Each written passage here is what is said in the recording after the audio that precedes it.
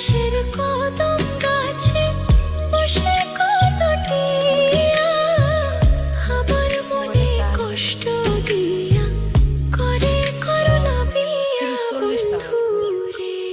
আজকে তো না কি অপরাধ পাইয়া রে বন্ধু